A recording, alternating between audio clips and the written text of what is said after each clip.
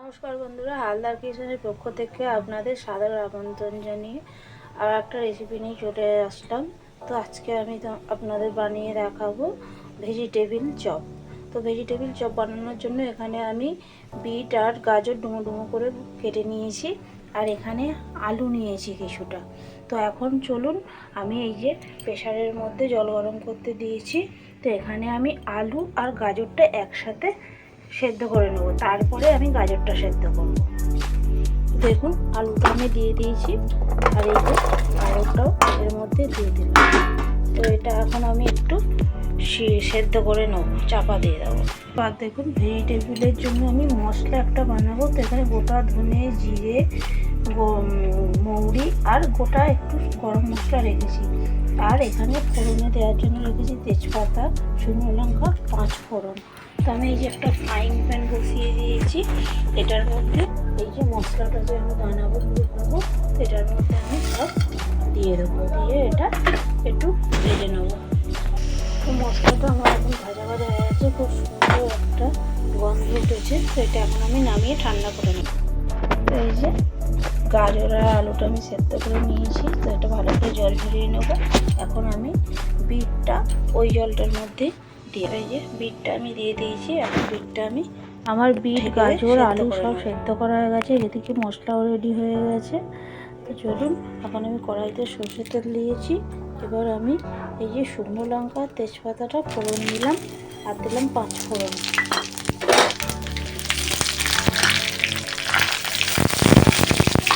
তো 5 ফোড়নের একটা সুন্দর গন্ধ উঠেছে।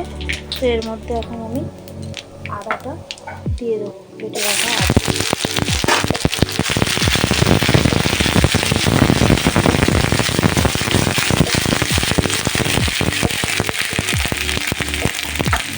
আর দিচ্ছি একটু কাঁচা লঙ্কা কুচি, সামান্য, আপনারা চাইলে নাও দিতে পারেন।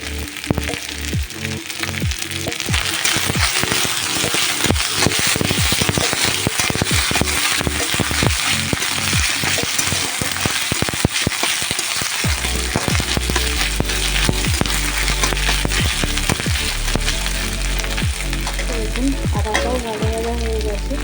তো এর মধ্যে এখন আমি গাজর আর বিটটা দিয়ে দেবো।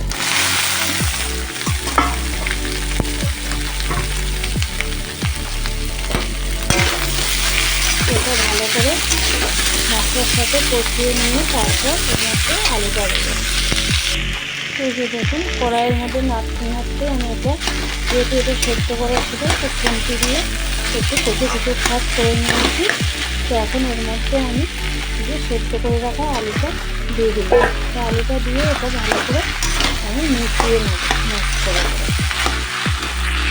তো এই যে দেখুন, আমি আলুটা বিট গাজরের সাথে ভালো করে ম্যাশ করে নিয়েছি, মশলার সাথে ভালো করে এটা মিলে নিয়েছি। তো এটা এর মধ্যে কিছু মশলা দেবো। আমি এই যে লবণ দিলাম পরিমাণ মতো, আর দিচ্ছি সামান্য পরিমাণে একটু চিনি। আর আমি যে মশলাটা ভেজে রেখেছিলাম, ধনে, জিরে, মৌরি আর একটু গোটা গরম মশলা, তো সেই মশলাটা এর মধ্যে আমি অ্যাড করে দিলাম। আমি ভেজে নিয়ে মিক্সিতে গুঁড়ো করে রেখেছিলাম, তো এটাও এর মধ্যে দিয়ে দিলাম। আর দিচ্ছি, আগে থেকেই আমি ভেজে রেখেছিলাম কিছু বাদাম, তো সেই বাদামটাও এর মধ্যে ভেঙে একটু আধা করে দিয়ে দিচ্ছি।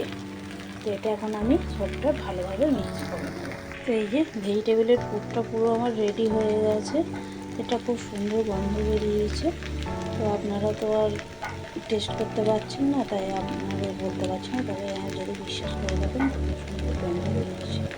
তো চলুন, এটা এবার দেখুন আমি এটা কতটা টাইটভাবে করেছি।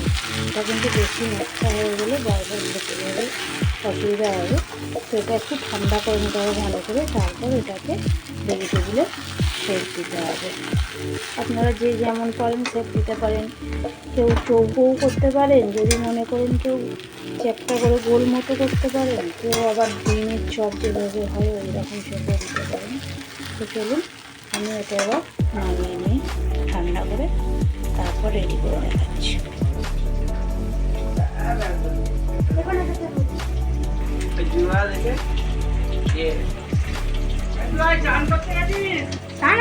চান হয়ে গেছে রে বাবা।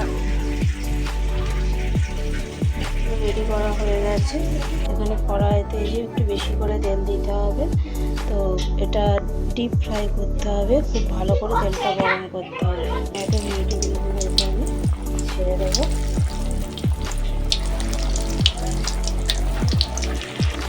তো এই যে লাল লাল করে ভাজা হয়ে গেছে। দেখুন এবার আমি এটা তুলে নেব।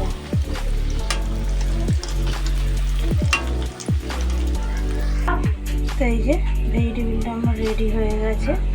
তো ভিডিওটি যদি ভালো লেগে থাকে লাইক কমেন্ট শেয়ার করবেন, একটু বেশি বেশি করে শেয়ার করবেন। তো আর আমার চ্যানেলটিকে সাবস্ক্রাইব করে রাখবেন, ফলো করবেন। দেখা হচ্ছে পরের অন্য কোনো ভিডিওতে। Tata, bye bye. গরম গরম ভেজিটেবিল বিকেলবেলা চায়ের সাথে বা এমনি সসের সাথে খেতে পারেন।